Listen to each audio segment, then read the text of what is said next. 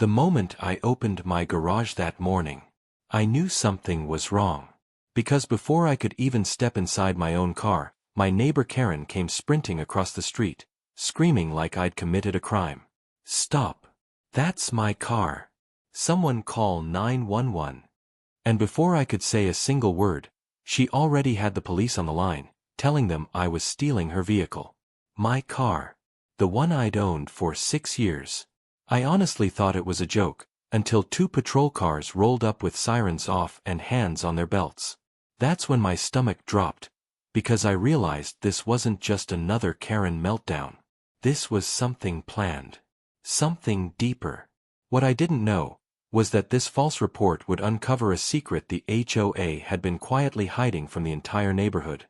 A secret involving multiple lies, property claims, and a pattern of behavior they were too scared to stop. And when the officers checked the footage, everything Karen tried to fake came crashing down, exposing a truth none of us expected. Asterisk. I still remember the exact moment everything changed. It wasn't something dramatic on the surface. No shouting. No slammed doors. Just a regular Saturday morning. The kind where you expect nothing new, nothing stressful, nothing that will stay in your memory longer than a few hours. But life has a way of hiding storms inside the calmest moments. That morning, I woke up around 8, made coffee, and stood by the kitchen window while the garage door slowly opened. The sunlight hit my car, the same silver sedan I'd owned for 6 years, and something about the moment felt peaceful. I had errands to run, nothing urgent. I just wanted a normal day. I didn't know someone else had already decided I wouldn't get one. Across the street, my new neighbor, Karen, was standing on her driveway, arms crossed, eyes locked on me. At first, I didn't even notice her. She had been strange since the day she moved in. Complaints about the height of my grass. Notes on my door about my trash can placement. She even claimed my mailbox looked crooked, and said it made the block aesthetically inconsistent. But compared to what she would eventually pull, those things seem small now. That morning, all I saw was a woman staring at me. It wasn't unusual. She did that a lot. Like she was waiting for me to break a rule she invented. I thought she'd complain about something later. Maybe the sound of my garage. Maybe the way my car tires hit the driveway. With her, anything was possible. I stepped into the garage, pressed the button to open the door all the way, and walked to my car. I unlocked it, put my coffee in the cup holder, and sat down. And then it happened. I heard rapid footsteps. Fast. Almost like someone running in a panic. When I looked up, I saw Karen sprinting across the street with her phone in her hand, her face red and twisted like she was trying to stop a robbery in progress. She screamed so loud her voice cracked. "Stop. Get out of that car. That's my car." At first, I actually looked behind me, thinking she was yelling at someone else. It didn't even cross my mind that she meant me. My car. In my garage. I stepped out slowly, confused. "Ma'am, what are you talking about?" I asked. She didn't answer me. She was already dialing 911. Right there in the street. Right in front of me. Like she had rehearsed this moment. "He's stealing my car," she shouted into the phone. "He opened a garage that doesn't belong to him and he's trying to drive away in my vehicle." I stood frozen. My vehicle. My garage. My home. For a few seconds, I couldn't even speak. I just stared at her with the most stunned expression I've ever had in my life. And she didn't care. She kept shouting details, false details, like she was reading off a script she wrote the night before. "He broke into the house. He's driving off. Please hurry." I wasn't driving anywhere. I wasn't breaking into anything. I'd lived here for years. Everyone on our street knew me. Everyone but her. Eventually, I walked toward her slowly. "Karen, this is my house. My garage. My car." She waved her hand in my face like I was some sort of distraction. "No," she said firmly, almost smugly. "I bought that car yesterday. That is my model. My color. My plates. You are stealing my property. I genuinely thought she was having some sort of breakdown. That's impossible, I said. I've owned this car since. She cut me off again, shouting, "Liar! You can't trick me. I have the paperwork." Then she turned her back and raised her voice at the dispatcher again. "He's trying to talk his way out of it. Send someone quick." I didn't know what to do. Arguing with her felt pointless. She wasn't listening. She wasn't thinking. She had already decided the story and wanted the world, especially the police, to believe it. The worst part was the sinking feeling in my chest. Not because I did anything wrong, but because once someone calls 911 and claims a theft, the police have no choice but to respond. That was when the reality hit me. The police were coming. And they didn't know me. They didn't know the neighborhood. They only knew what they were told, a stolen vehicle in progress.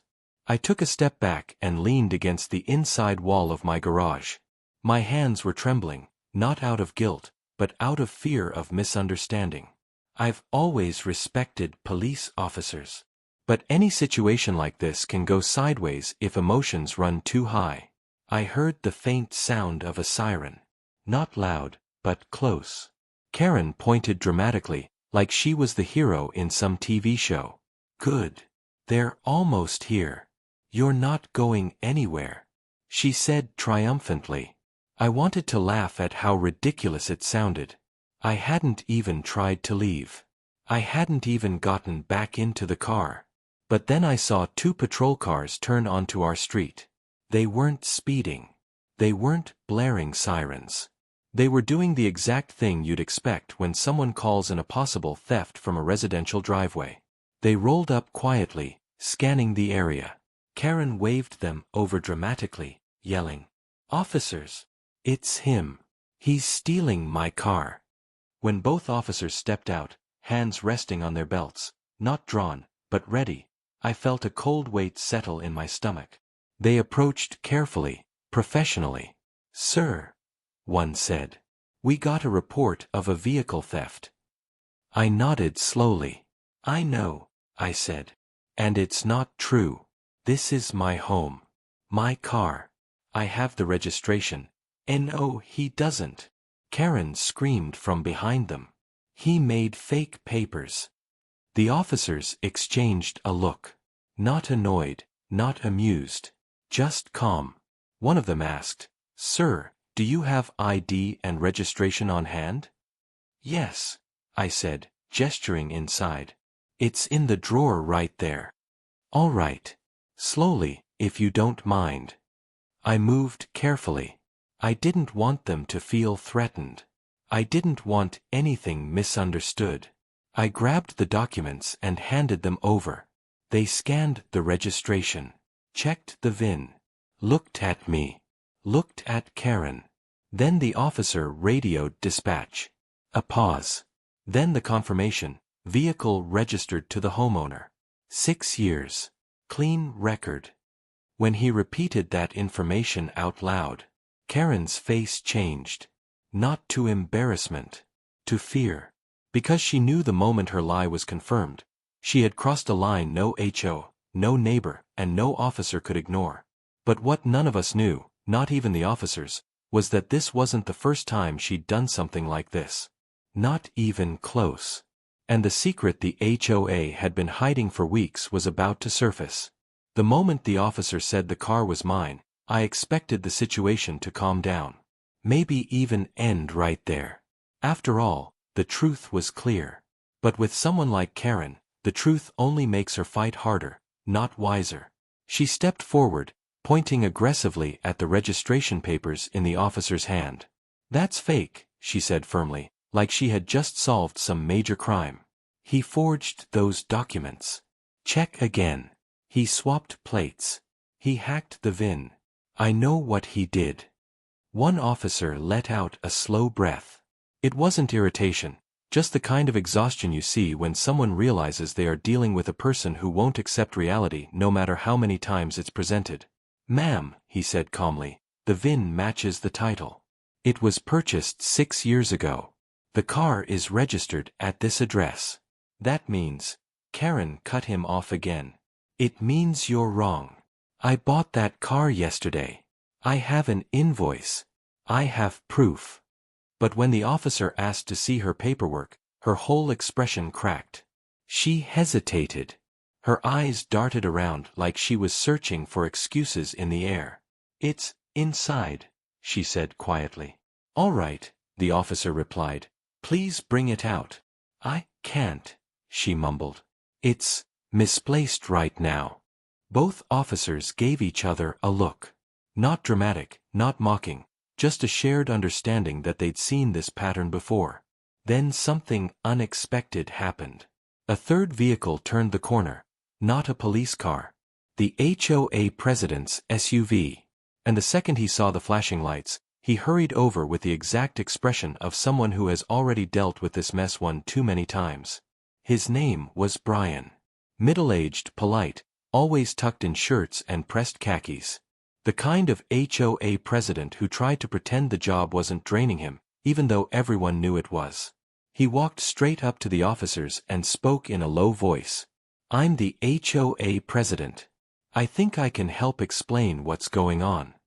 Karen immediately jumped in between them. No. No, you can't. You're not part of this. He stole my car, and nobody is stopping him. Brian ignored her and continued speaking to the officers. I think you should know. This isn't the first time something like this has happened. The officer raised an eyebrow. What do you mean? Brian looked around awkwardly, then lowered his voice even more. In the past month, we've had 3 complaints about her accusing neighbors of stealing things. My stomach tightened. 3. This wasn't random. This wasn't stress. This was a pattern. A serious one. The officer asked him to continue. Brian sighed. Last week, she called the HOA claiming someone stole the patio furniture she ordered online. She blamed the neighbor on her left. But when we checked the delivery logs, nothing had ever been ordered. I watched Karen's face. No guilt. Just rage. Brian continued. Then 2 weeks before that, she accused the Johnsons of stealing her Amazon packages. Except the tracking showed they hadn't ordered anything. The officer asked the most important question, why didn't you warn the other neighbors?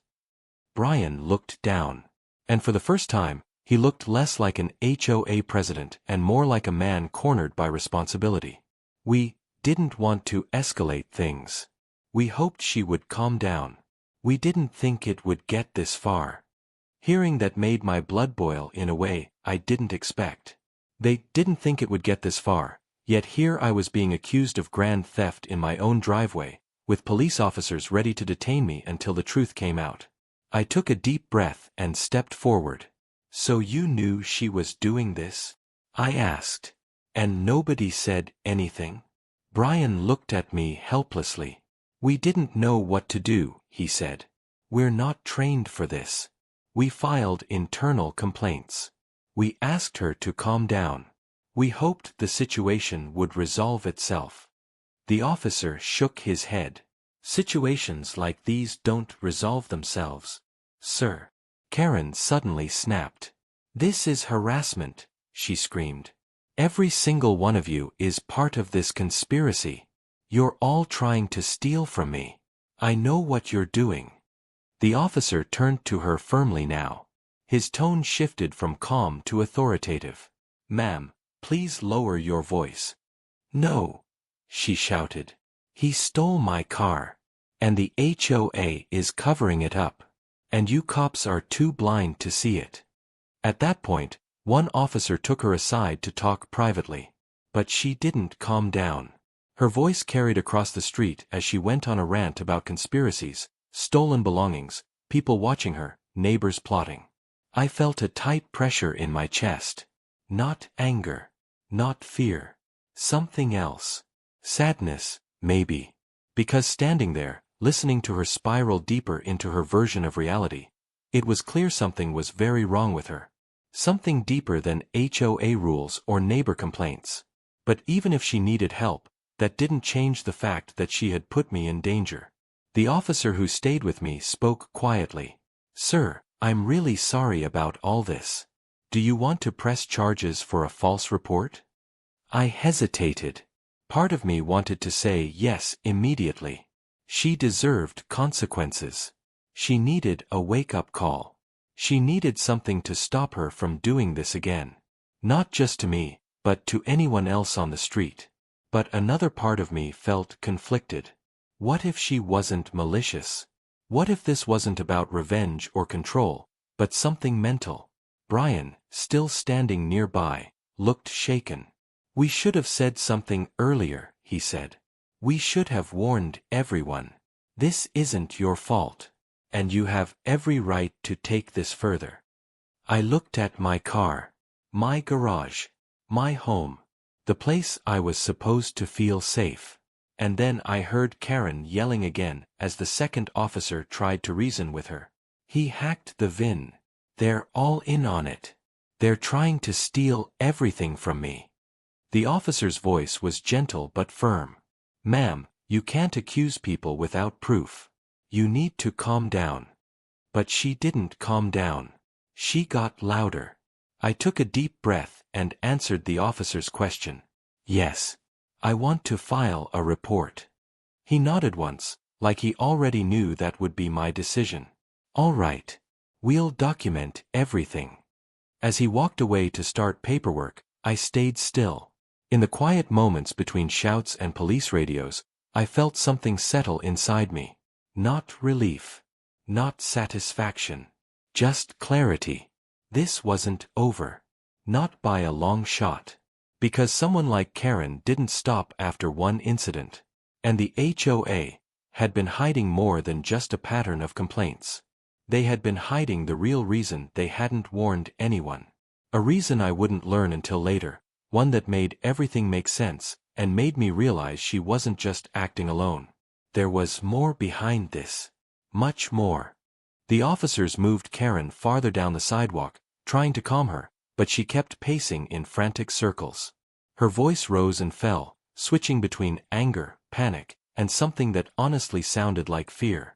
Every time the officer tried to speak, she talked over him, insisting people were stealing from her and that she was the victim. I stayed where I was, leaning against the edge of my garage. I watched everything from a distance, and a strange heaviness filled my chest. I should have felt relieved. I should have felt vindicated. I should have been glad the police didn't believe her lies. But instead, I felt something that surprised me. I felt tired. Tired of the chaos. Tired of the neighborhood tension.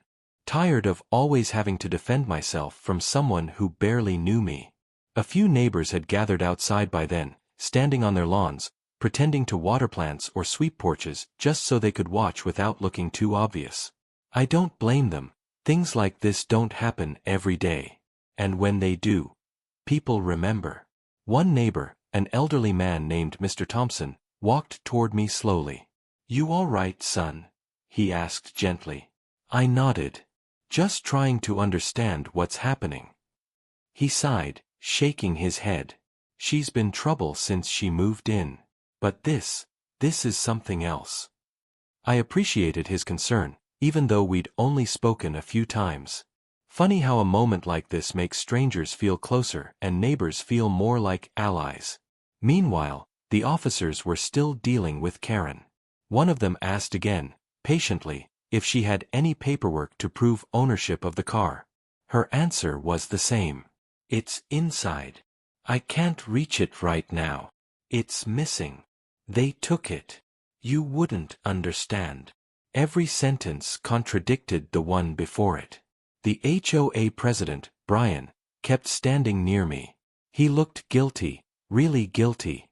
Not because he had done something malicious, but because he realized just how much damage can come from staying silent. Eventually, one of the officers walked back over to us. "Sir," he said, "we've documented your ID and registration. We've also confirmed your security camera footage shows you opening your garage and entering your car." I nodded. Do you need a copy of the footage? We'll get one. But right now, he took a slow breath. We need to talk about something else.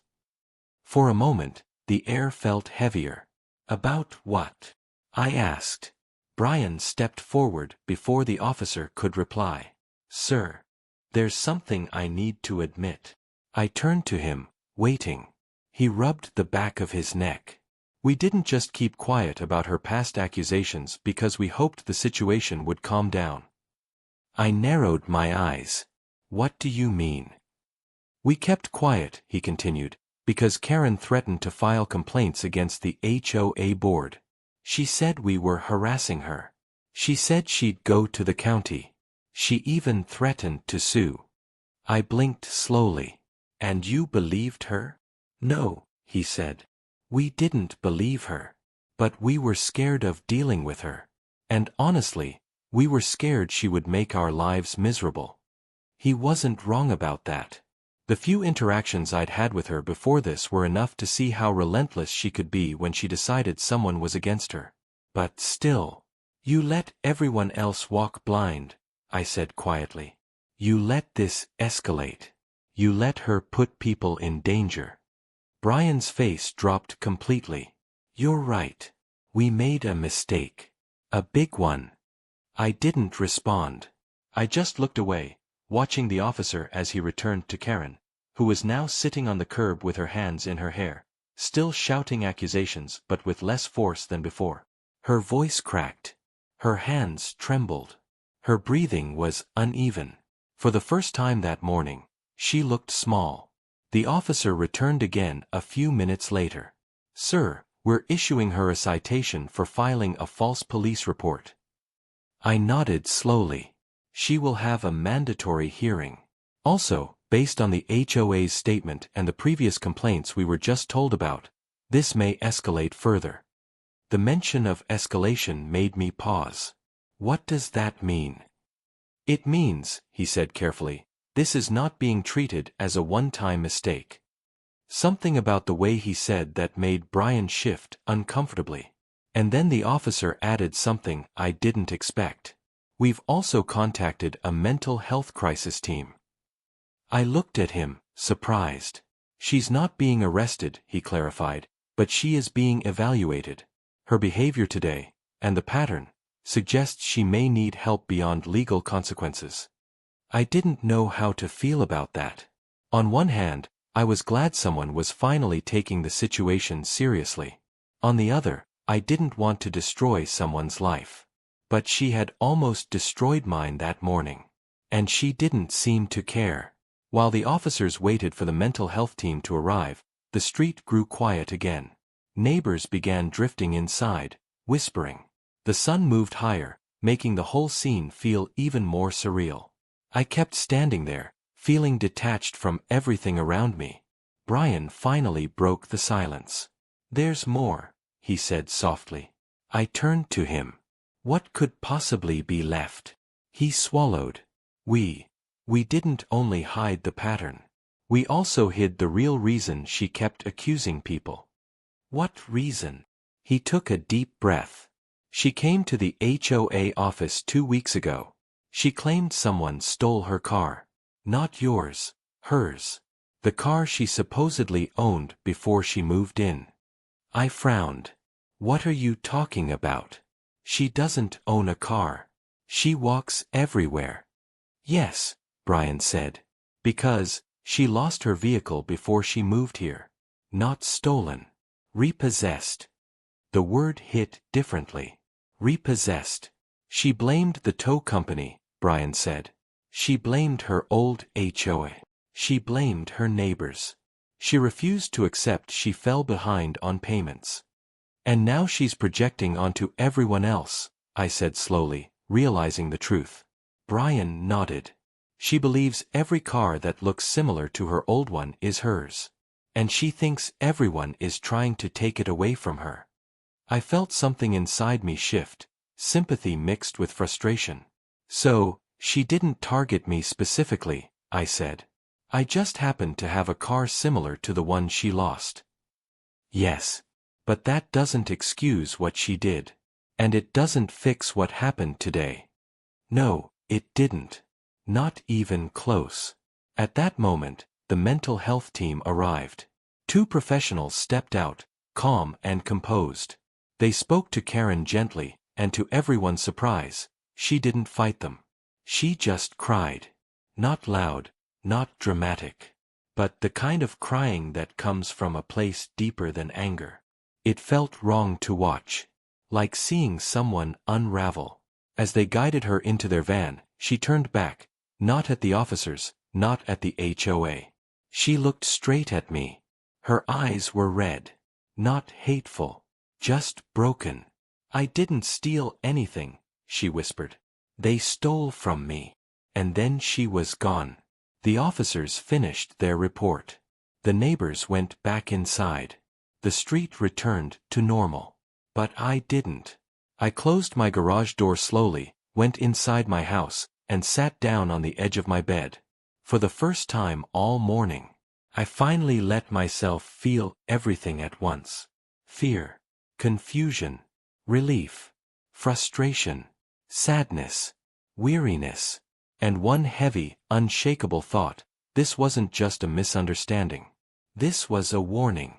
The situation was far from over. Because once the truth started coming out, the HOA realized they had more to lose than I did. And I was about to learn the full extent of what they had been hiding. I don't think I've ever felt nervous walking into a community center before, but that night, my hands were cold. My stomach felt heavy. And the tension in the room hit me the moment I stepped in. The HOA had arranged their chairs in a semicircle, like some sort of courtroom. A few neighbors sat scattered around, some whispering, some avoiding eye contact, and some staring at me like I was a threat to the neighborhood. Karen wasn't there yet. Her absence almost made the room feel louder. I took a seat in the back at first, but the HOA president, Mark, cleared his throat sharply. "Mr. Harrison, you'll need to take the front seat. We'll need your full cooperation tonight." His tone wasn't rude. It wasn't friendly either. It was the tone of someone who'd already made up his mind. I moved to the front. Sat down. Took a slow breath. My palms were sweating. A few neighbors nodded at me, quiet support. A few others refused to look at me. One woman whispered to her husband, "That's the guy with the car thing." Like I had done something wrong. And then the door swung open. Karen walked in, chin high, dramatic sigh, arms crossed like she was entering the final episode of a drama series. Except this wasn't TV. This was real life, and I could almost feel the electricity in the room shift when she walked in. Her husband trailed behind her, looking like he'd much rather be anywhere else. Karen took a seat directly across from me. She didn't say hello. Didn't nod. Didn't even blink. She looked at me like I was a problem she needed to fix. She slammed a pile of papers on the table. "I brought proof," she announced loudly. Everyone straightened in their seats. Even Mark seemed surprised. Before anyone could respond, Karen pushed the stack toward the HOA board. "This," she said with pride, "is the official documentation showing that the car he claims is his, is actually supposed to belong to me." I felt a wave of disbelief wash over me. Proof. Documentation. For my car? She lifted her chin higher. "I'm the victim here," she said. "And I expect the board to take appropriate action." A neighbor coughed as if trying not to laugh. But the HOA board flipped through the papers. I watched Mark's eyebrows slowly pull together as he scanned the documents. Then he turned one page. And another. And another. His expression changed from curious, to confused, to something like frustration. Finally, he placed the stack down. "Karen, where did you get these?" Karen smiled proudly. "From the dealership. I told them the car was mine." I leaned forward. "You told them?" She shot me a glare. "I didn't ask you to speak." Mark cleared his throat again. "Actually, you will not address other homeowners that way." The room went quiet. For a moment, Karen looked stunned. But she recovered quickly. "I'm only trying to protect this neighborhood," she insisted. "He has been parking a car that does not belong to him. 4 months. Right under our noses." I stared at her, genuinely wondering how her mind worked. Before I could speak, Mark raised a hand. "I have to say this, Karen. These documents are fake." The room erupted in whispers. Karen's face drained of color. "What do you mean, fake?" "These," he said, tapping the stack, "are dealership templated forms anyone can download online. None of the VIN numbers match. And this signature," he paused and held up the page. "This is a digital stamp from a template website." Karen's eyes flicked to the pages as if she were seeing them for the first time. Her husband shifted uncomfortably in his seat, avoiding her stare. I felt the weight in my chest lighten a little, but I didn't smile. I didn't want to add fuel. Karen shook her head slowly. "No. I got these from a reliable source." Mark's tone hardened. "Karen, did you create these documents yourself?" Gasps rippled through the room. Karen shot to her feet. "This is harassment. I brought evidence and you're all ganging up on me." Neighbors started murmuring. "She made fake documents. She's really lost it this time. This is crossing the line." Karen pointed at me suddenly. "He stole my car. He did. You're all blind." I stood up, steadying my voice. "I've owned that car for 6 years. Here." I pulled out my folder. My original purchase paperwork. Insurance. Registration. Title. Everything. I handed it to the board. Mark took a minute, then nodded. "This is legitimate documentation." Karen's lips trembled. "That doesn't mean anything. He could have forged those too." I stared at her. "I gave the police access to my garage camera. They saw me walk up to my own car. They also saw you call 911 claiming I was breaking in." Karen swallowed hard.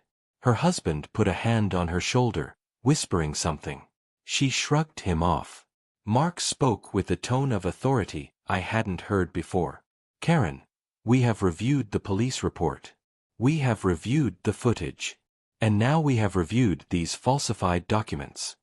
His next words were slow, heavy, final. "You knowingly filed a false emergency report. You lied about property ownership. And you attempted to manipulate an HOA investigation by providing fabricated evidence." Karen's chair scraped loudly as she sank back down. Her confidence evaporated. Mark continued. "This is a serious violation of community rules. The board will issue formal consequences." Karen looked up sharply. "What consequences?" But Mark didn't answer. Instead, he turned to me. "Mr. Harrison, we owe you an apology. Whether you accept it or not, the HOA failed you. We should have handled this differently." I nodded slowly, surprised but relieved. "Thank you." Then Karen snapped. "This isn't fair. You're taking his side because he embarrassed me." A neighbor whispered loudly. "You embarrassed yourself." Karen spun toward the homeowner. "Stay out of it." But the room had already turned on her. People she'd bullied for years. People she'd threatened with fines. People she'd reported for small things. One by one, they began to speak up. She called animal control on my dog for barking once. She complained about my kids' chalk drawings. She demanded I repaint my door. She threatened to tow my car. She yelled at my mother when she was visiting. Karen shrank into her seat. Her husband looked utterly defeated. He seemed tired, more tired than anything. Finally, Mark raised his hand to quiet the room. "Enough. We will address all concerns, but this meeting is specifically about the false report and the fabricated documents." He folded his hands on the table. "The board will vote tonight on disciplinary action." Karen looked like she wanted to disappear. Her eyes glistened, not dramatic crying, but the kind of silent realization that she had pushed too far and now couldn't control the outcome. For the first time, she looked genuinely scared. After a pause, Mark dismissed everyone. "We will notify both parties by email tonight." People stood up quietly. Some shook my hand. Some patted my shoulder. Some whispered, "About time someone stood up to her." Karen stayed in her seat for a long moment. Then she stood abruptly, grabbed her papers, and stormed out without looking at anyone, including her husband. When I walked back to my car, the night air felt cold but peaceful. The adrenaline had faded. All that was left was the strange mix of relief and exhaustion. But something told me the real shock, the one Karen would never forget, was still coming. Because the HOA's email didn't just expose her secret. It delivered justice stronger than anything she expected. That night, after the meeting, I showered, made tea, and sat on the couch staring at my phone. It felt strange, waiting for an email that would decide how someone else would pay for what they did to me. But it wasn't just what Karen did to me. It was what she'd done to the entire neighborhood for years. My inbox stayed quiet for a long time. Around 10:42 p.m., a new notification appeared. HOA Board Decision, Incident Report Number 447. My chest tightened. I opened it immediately. The email was long, formal, and heavily worded, but 3 paragraphs stood out. 3 paragraphs that changed everything. The HOA concluded that Karen filed a knowingly false 911 emergency report, provided fabricated ownership documents, attempted to manipulate an HOA investigation, violated multiple community standards, engaged in a pattern of harassment towards several homeowners, and then came the consequences. At first, I expected something mild. A warning. A fine. Maybe restrictions. But the board went further than anyone imagined. I read the lines twice to make sure I wasn't misunderstanding. Effective immediately, Karen is removed from all committee roles, including the Architectural Review Subcommittee. I blinked. If there was one thing Karen loved more than yelling at neighbors, it was being on that committee. It gave her power, authority she weaponized against anyone who didn't follow her personal standards. Losing that alone would break her ego. But the email continued, "Due to the severity of the falsified report, Karen will be issued a $1,500 fine, mandatory conflict resolution training, and a 6-month probation period during which any further violation will result in referral to legal counsel for further action." I leaned back on the couch. Part of me felt relieved. Part of me felt drained. And another part of me felt something I wasn't expecting. I felt sorry for her husband. Because while Karen made her own choices, he had to live in the fallout. But then I reached the final paragraph. And that was the real shock. It read, "Lastly, to prevent further targeted harassment, Karen is prohibited from initiating any complaints against Mr. Harrison for the next 12 months except through official board review. Any complaints made directly to law enforcement will first be reviewed by the HOA attorney." I sat up straight. They didn't just fine her. They didn't just remove her from power. They took away her ability to use the HOA as a weapon against me. For a year, she couldn't do anything to me.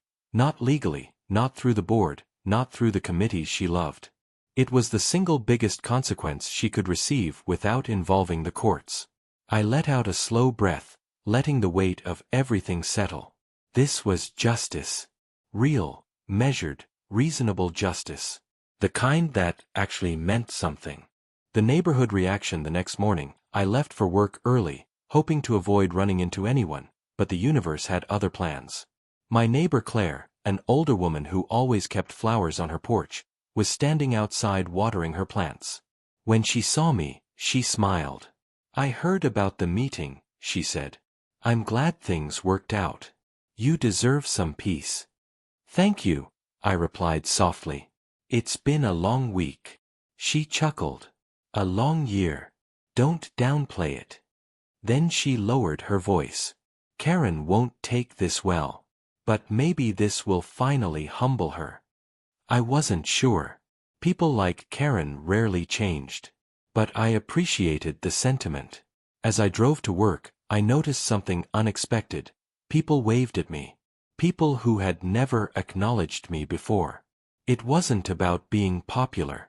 It was about something simpler. It felt like the neighborhood was exhaling after years of tension. Karen's reaction: I didn't see Karen that entire day. But the next morning, I heard it before I saw anything. Loud arguing. Muffled shouting. A door slamming hard enough to rattle my windows. I peeked through the blinds and saw her husband walking to his car with a packed bag. He wasn't yelling. He wasn't angry. He just looked tired, completely drained. Karen stormed after him, shouting something I couldn't make out. He didn't respond.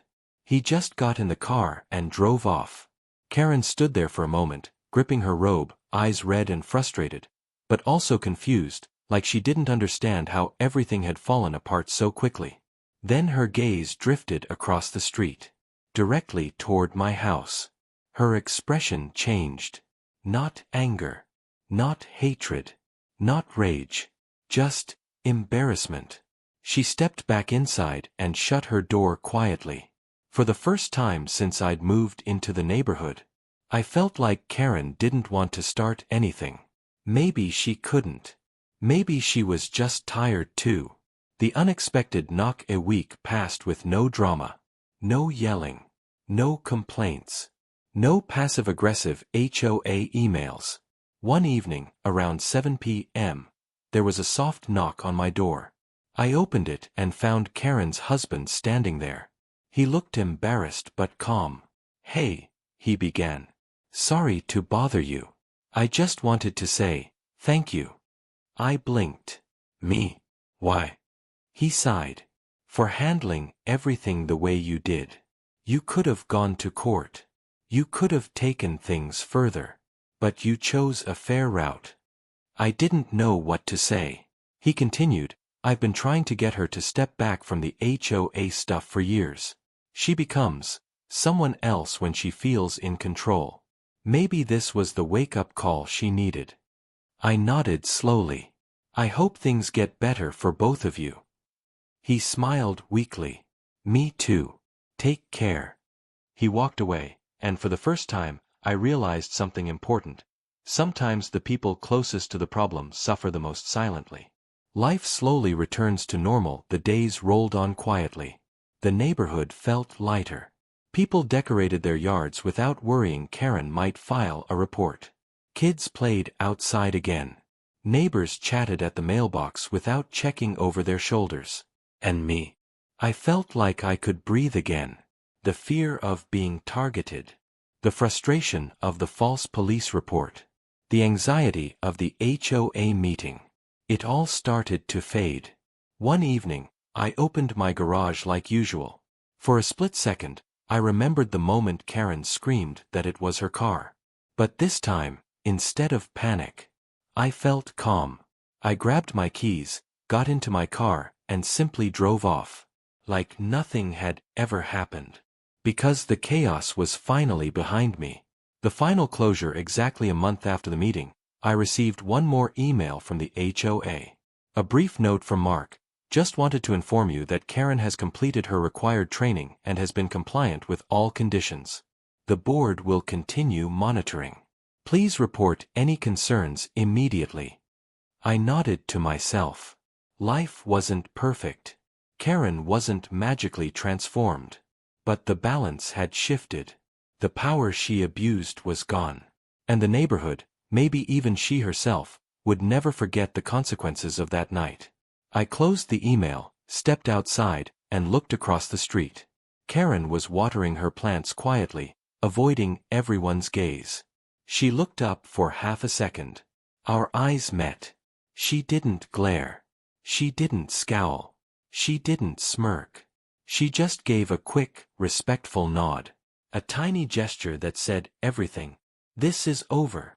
And honestly, that's all I ever wanted. Peace. Normalcy. A home that felt like a home again. And that's exactly what I got.